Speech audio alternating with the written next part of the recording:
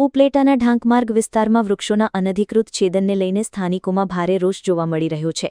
એક તરફ પર્યાવરણ જાળવણી અને વૃક્ષારોપણને પ્રોત્સાહન આપવામાં આવી રહ્યું છે, ત્યારે બીજી તરફ વર્ષોથી ઉછેરવામાં આવેલા વૃક્ષોનું આડેધડ છેદન કરવામાં આવતા અનેક સવાલો ઊભા થયા છે।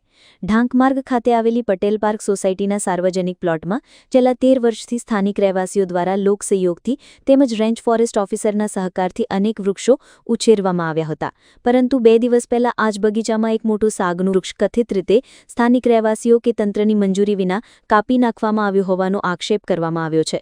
ઘટનાને પગલે પટેલ પાર્ક સોસાયટીના રહેવાસીઓ, આસપાસના વિસ્તારના લોકો અને પર્યાવરણ પ્રેમીઓમાં ભારે નારાજગી જોવા મળી રહી છે।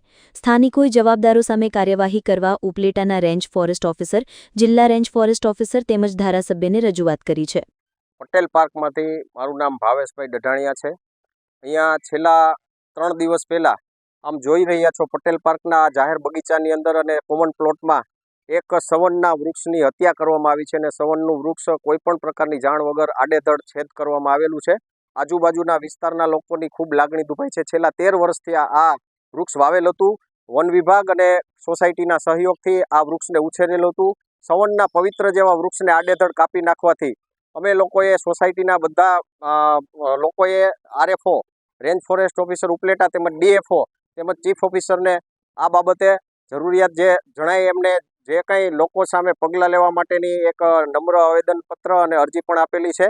આ બાબતે જો તંત્ર આ પહેલાં પણ અગાઉ એક લીમડાના વૃક્ષનું છેદન કરવામાં આવેલું હતું 2 વર્ષ પહેલાં, ત્યારે પણ આડેધડ જો આ રીતે વૃક્ષનું છેદન કરવામાં આવે તો પર્યાવરણને પણ નુકસાન થાય છે। અને એકવાર આપણે રોપા વિતરણ અને વૃક્ષારોપણની વાત કરતા હોય ત્યારે જ્યારે આડેધડ જો વૃક્ષો છેદન કરે તો પર્યાવરણ અને આપણા જે હરિયાળીને નુકસાન થાય, અને એ નુકસાન અટકાવવા માટે અને ભવિષ્યમાં કોઈ એવું કૃત્ય ન કરે એ માટે સોસાયટીના લોકો અને આજુબાજુના જે સંસ્થા છે, ગળથુથી ફાઉન્ડેશન છે, માનવ સેવા સમિતિ છે, તેમજ અન્ય જે ઉપલેટાના સેવાભાવી સંસ્થાઓ અને પર્યાવરણ પ્રેમીઓમાં ખૂબ રોષ જાગેલો છે।